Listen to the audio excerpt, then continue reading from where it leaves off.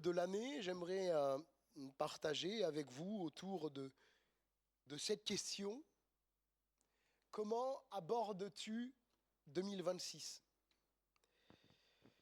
Peut-être que certains abordent cette nouvelle année avec beaucoup d'anxiété, de crainte, en se disant, mais qu'est-ce qui va encore me tomber dessus? Qu'est-ce qui va encore me tomber dessus? D'autres peut-être anticipent 2026 avec une année de défis, de challenges, d'opportunités, de réussir dans différents domaines professionnels, économiques, etc. Pour toi, l'année qui s'annonce devant, c'est encore une année j'allais dire, de conquête.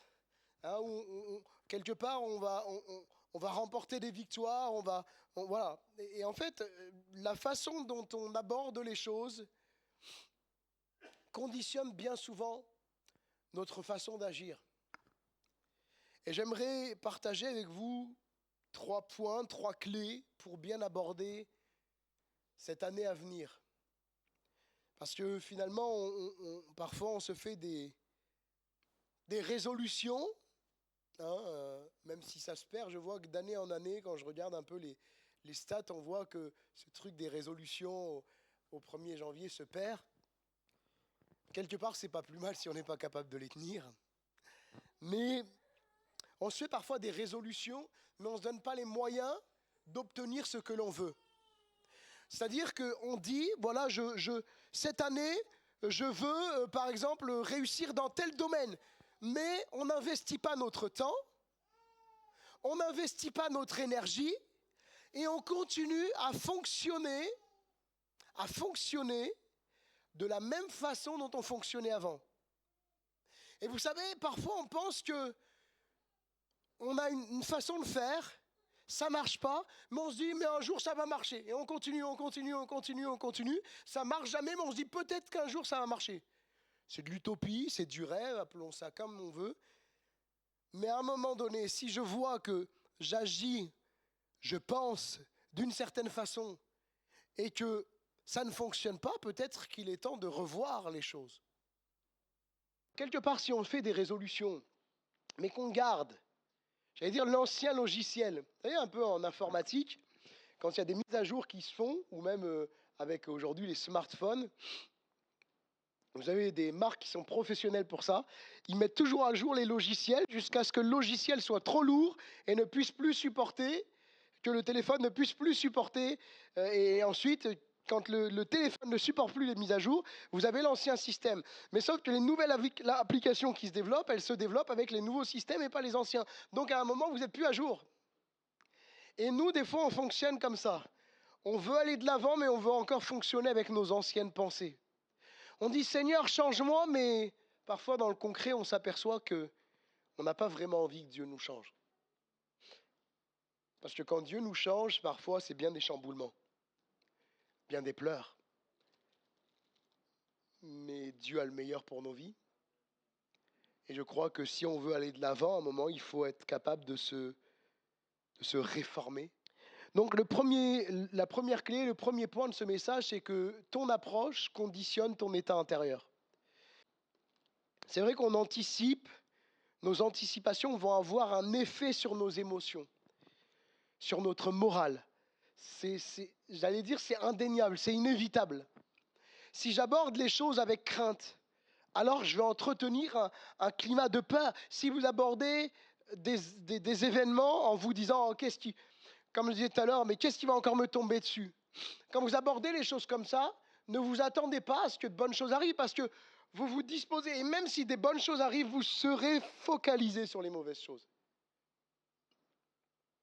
Si j'aborde les choses avec crainte, alors je vais entretenir un climat de peur, d'anxiété, de tristesse. Par contre, si j'aborde les choses avec sérénité, avec confiance en Dieu, alors je vais entretenir un climat paisible, un climat calme. Comme le dit ce texte des Écritures, c'est dans le calme et la confiance que sera votre force. Dans la Bible, on voit un homme qui va expérimenter ces 2 états d'esprit. À la fois la peur, l'anxiété, l'angoisse, il va regarder à ce qui ne va pas. Et puis en même temps, l'encouragement. l'espérance, la foi. On va ensemble lire ce texte dans Lamentation, chapitre 3, versets 19 à 23. Quand je pense à ma détresse et à ma misère, à l'absinthe et au poison, quand mon âme s'en souvient, elle est abattue au-dedans de moi. Voici ce que je veux repasser en mon cœur, ce qui me donnera de l'espérance. Les bontés de l'Éternel ne sont pas épuisées. Ses compassions ne sont pas à leur terme. Elles se renouvellent chaque matin. Et ça va amener Jérémie à faire cette belle confession. Oh, que ta fidélité est grande.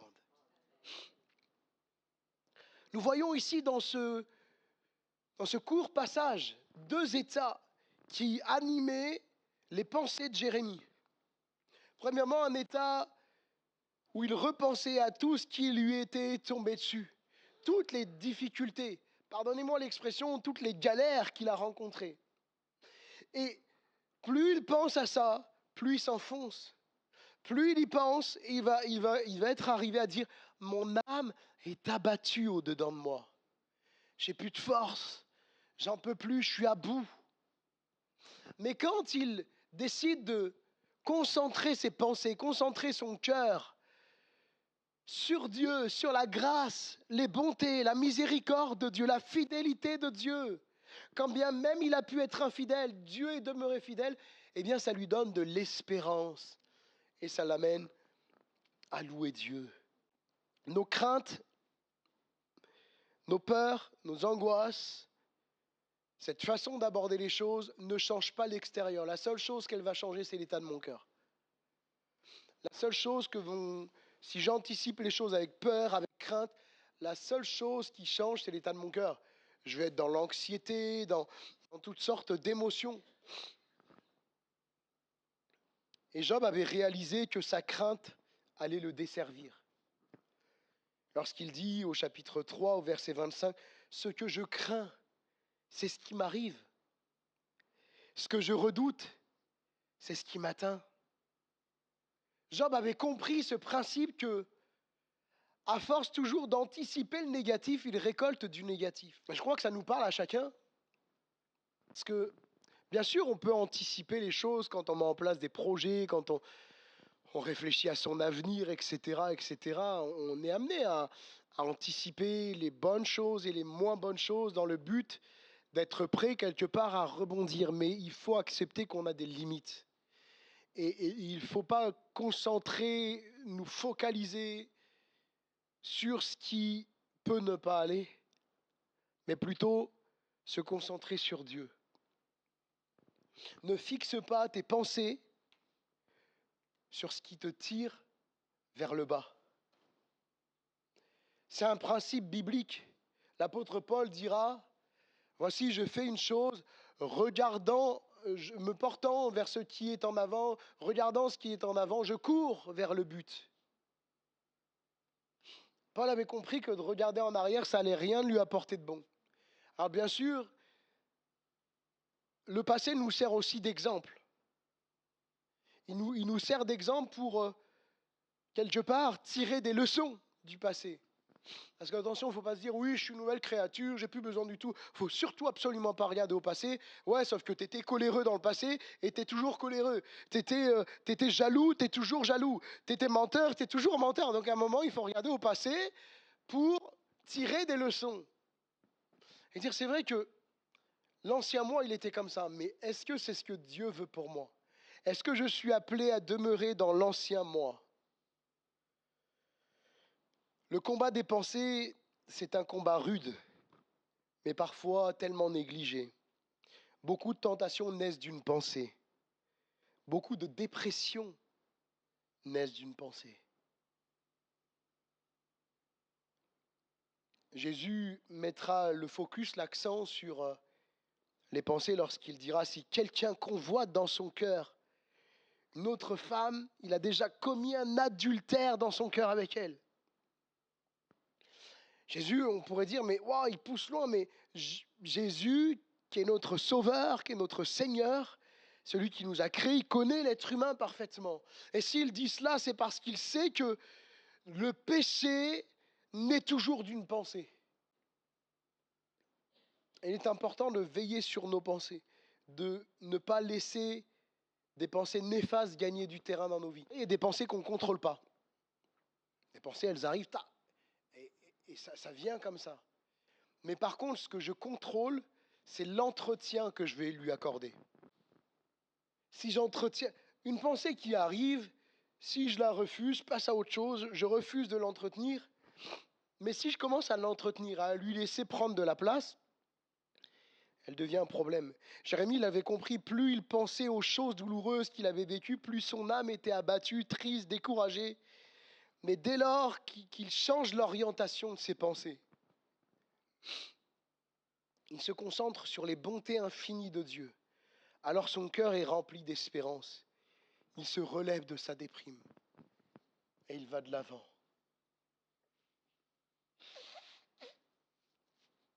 Vous savez, je crois que c'est vraiment important de se concentrer sur ce qui va nous faire aller de l'avant avec Dieu. Vous savez qu'il y a un débat en théologie, je fais une parenthèse rapide, il y a un débat qui oppose deux courants de pensée, on va dire, théologiques. Et certains disent par exemple qu'en se basant sur des textes bibliques, qu'un chrétien peut perdre le salut, quelqu'un qui est né de nouveau peut perdre le salut. Et d'autres sur d'autres textes bibliques, des textes bibliques, les deux se basent sur des textes bibliques, on pourrait parler de deux systèmes théologiques, donc ils se basent sur les Écritures, disent qu'un chrétien ne peut pas perdre le salut. Mais je crois intimement, je suis intimement convaincu que ça n'apporte rien de bon aux chrétiens de se concentrer à se dire « je peux perdre mon salut, je peux perdre mon salut, si je veux, je lâche la foi ». Vous savez, si je veux, je suis plus chrétien. Qu'est-ce que ça va m'apporter à ma foi de me dire ça? C'est comme si je disais à ma femme tous les jours « tu sais chérie, un jour si je veux, je peux divorcer. Tu sais, un jour si je veux, je peux divorcer, je suis libre quand même. J'ai mon libre arbitre et j'ai le droit si je veux de divorcer ». Est-ce que vous croyez que ça va amener un climat de confiance, de paix et d'amour dans mon foyer? Certainement pas. Ça va amener plein de questions dans le cœur de ma femme, plein d'interrogations, alors que dans mon cœur, il n'y a même pas cette pensée-là. Et je crois, moi je préfère personnellement m'encourager dans l'assurance de mon salut, plutôt que de me dire tous les 4 matins, je peux, ce qui va générer de l'angoisse dans mon cœur. Et je vous assure qu'il m'est arrivé parfois, pas ici, dans des églises où j'ai pu passer, en mission ou autre, des personnes venir me voir et me dire « Pasteur, j'aime Dieu de tout mon cœur. Je suis né de nouveau, j'ai demandé pardon à Jésus et ma conscience me reprend sur des choses qu'elle ne me reprenait pas avant. Mais par contre, pour mon salut, je ne sais pas quoi penser. » De voir des personnes angoissées à l'idée de potentiellement pouvoir perdre leur salut parce qu'on les a, pardonnez-moi l'expression, mais bassinés à leur dire tu peux, et à faire marcher les gens par la peur. L'évangile ne fait pas marcher le chrétien par la peur, mais par l'amour. C'est une réalité. Ça me fait plaisir de vous entendre dire amen parce que c'est pas il faut que tu persévères sinon tu vas aller en enfer. C'est il faut que tu persévères parce que Jésus t'aime et il te demande de persévérer. Ça change la donne. Et moi, je ne veux pas me concentrer sur ce qui va me tirer vers le bas, ce qui va m'amener dans le doute, parce que croyez-moi que le diable est le professionnel. Si on entretient une certaine façon de penser, un jour, il viendra vous voir et vous dire « Ah là, tu as péché, peut-être que tu vas aller en enfer. » Rappelez-vous que celui qui lit dans les cœurs, c'est le Seigneur. Je fais cette parenthèse. Ça m'arrive parfois de faire des parenthèses. Là, je la fais parce que c'est important, je crois, d'entretenir nos cœurs.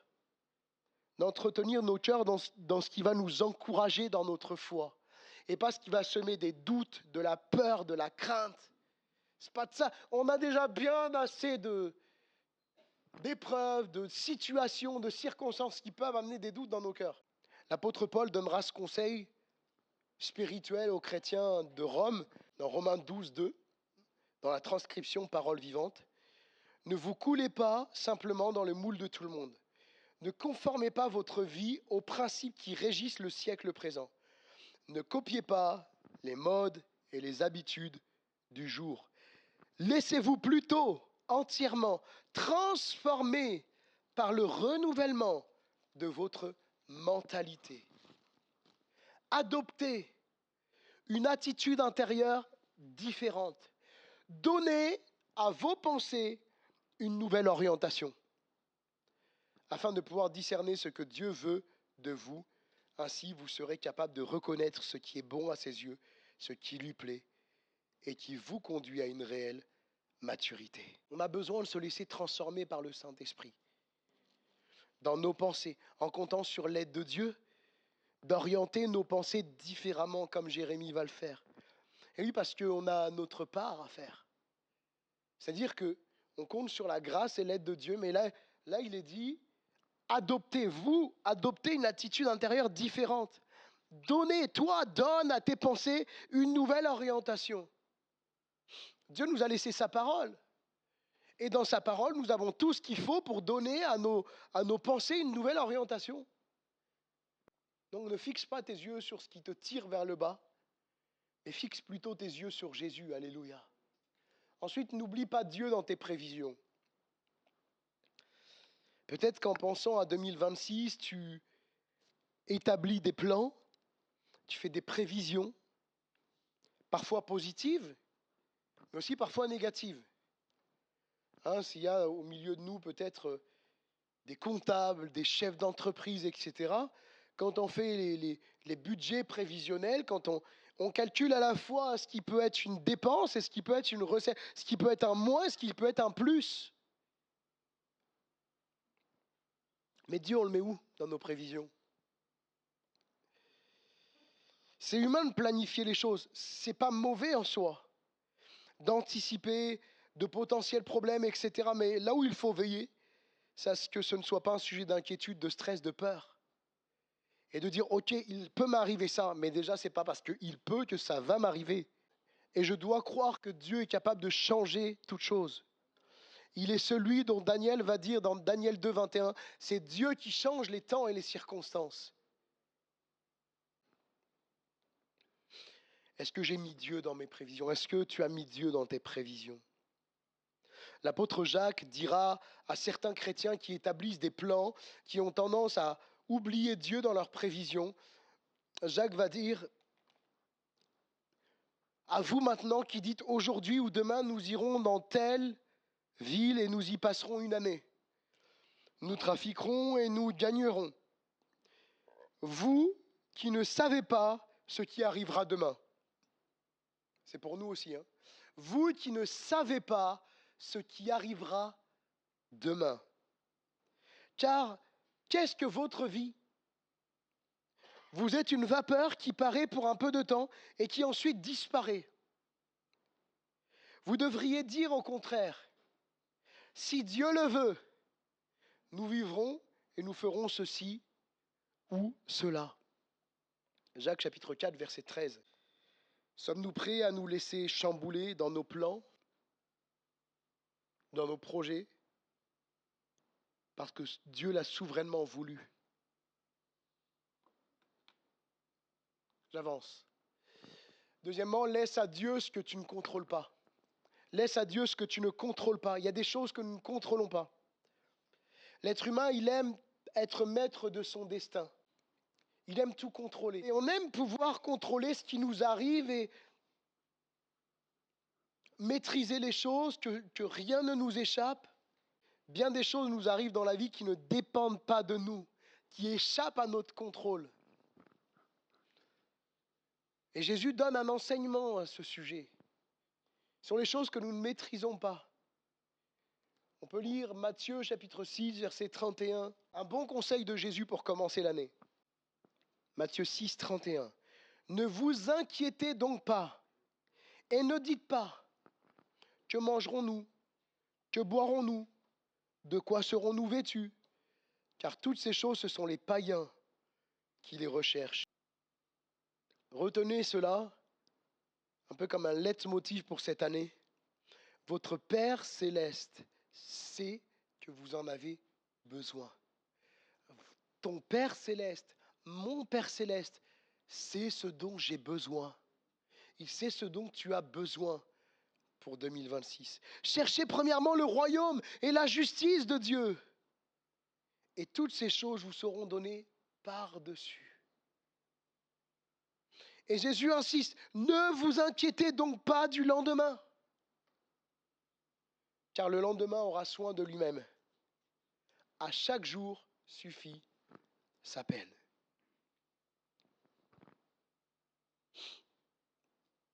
On passe beaucoup de temps à nous préoccuper des choses matérielles. Mais combien de temps passons-nous à nous préoccuper du royaume de Dieu? Jésus dit, cherchez premièrement le royaume de Dieu. Et en posant cette question, je me la pose à moi-même. On passe tellement de temps à organiser nos affaires, à organiser notre vie matérielle. Mais combien de temps on passe à nous préoccuper du royaume de Dieu, à prier pour les âmes qui se perdent, à témoigner de notre foi, à évangéliser? Combien de temps on passe,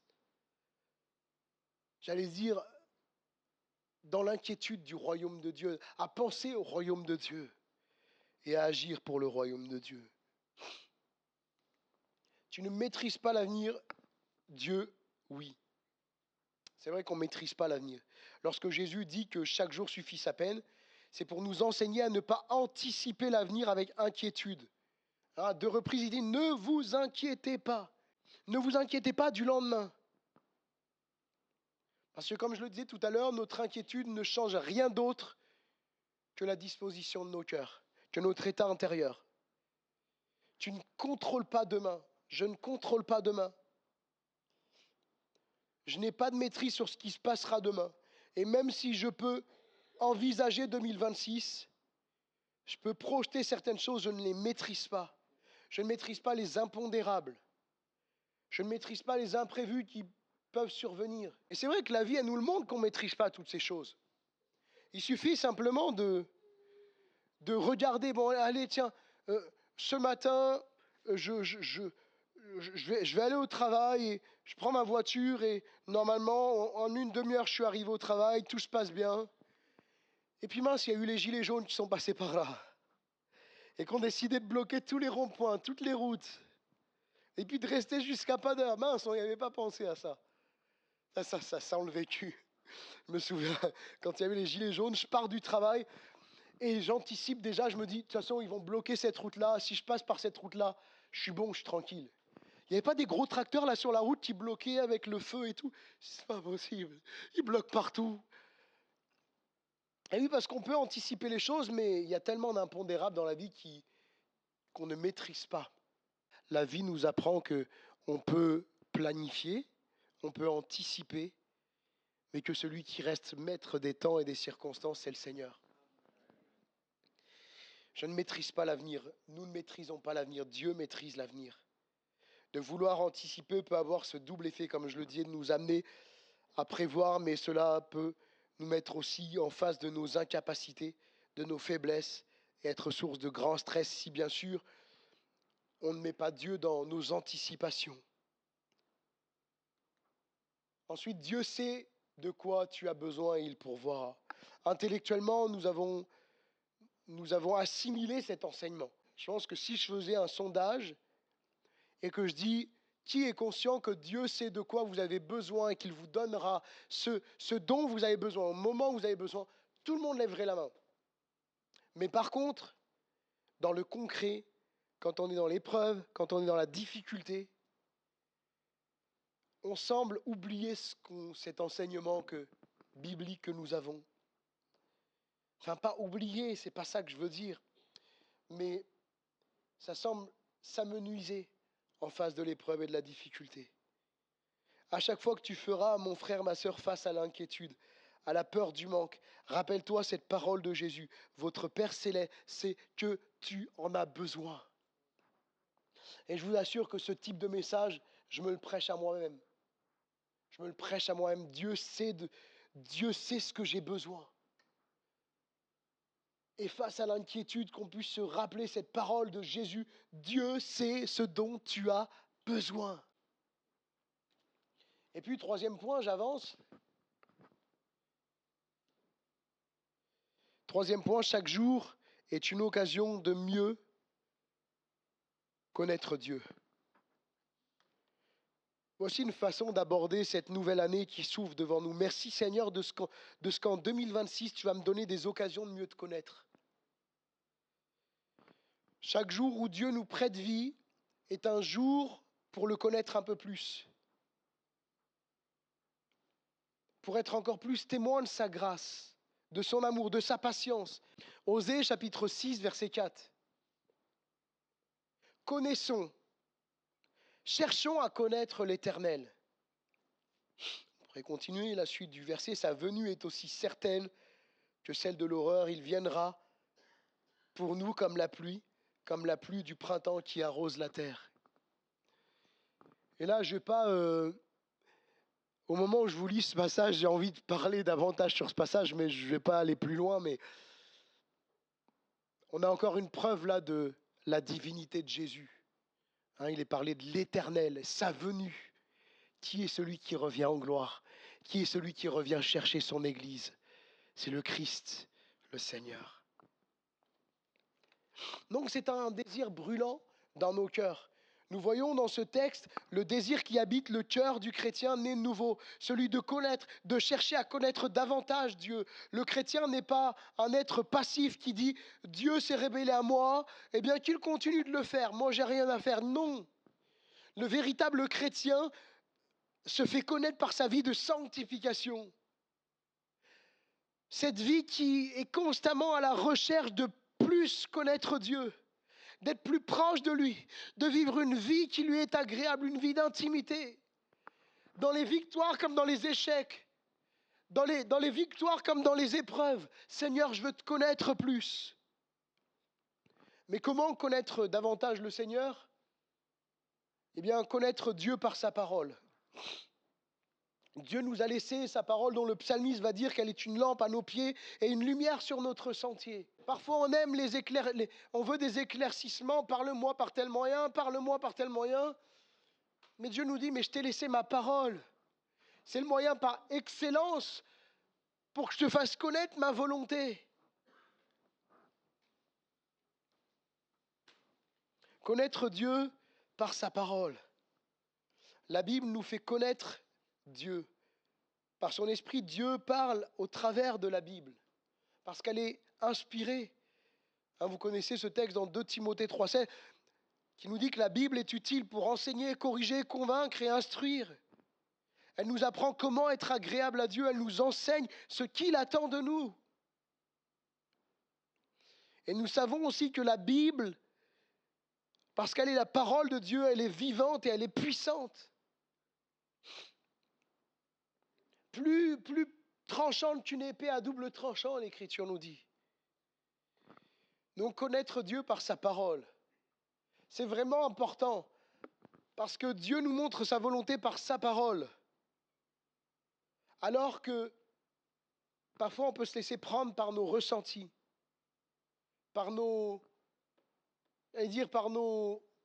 émotions. Je ressens. Alors des fois, Dieu nous inspire dans nos ressentis. L'Esprit de Dieu, celui qui est né de nouveau, l'Esprit de Dieu habite en lui. Donc forcément, le Seigneur, parfois, va nous inspirer par des ressentis, mais attention, nous restons quand même dans un corps de chair. Et tous nos ressentis ne viennent pas de Dieu. Et nos ressentis, nos impressions doivent être mis à l'épreuve de la parole de Dieu. Expérimenter l'intervention de Dieu dans notre quotidien, par les circonstances de nos vies. Nous allons apprendre également à connaître Dieu sous différentes facettes de sa personne. Dieu nous dit qu'il est fidèle. La parole nous le dit. La parole nous dit qu'il est amour. La parole de Dieu nous dit qu'il est miséricorde. C'est un Dieu de grâce. Mais on le croit, parce que c'est la parole de Dieu.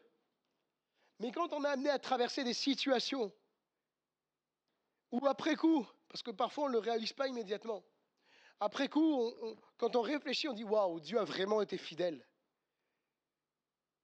Notre expérience ne vient quelque part que de montrer à nos cœurs, tu vois, que Dieu est fidèle. Tu vois que la parole de Dieu est vérité.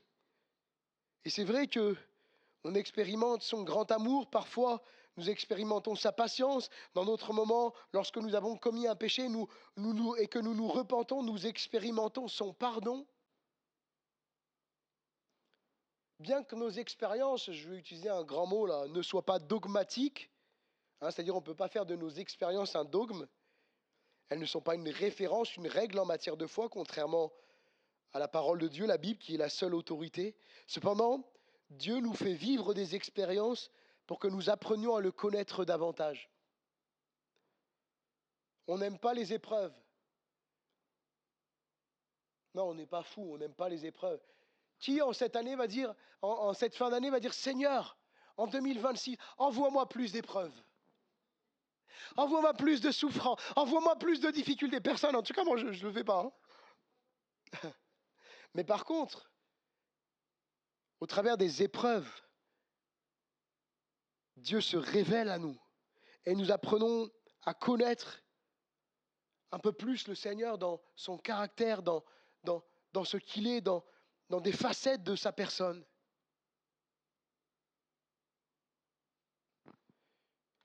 Et enfin, je termine.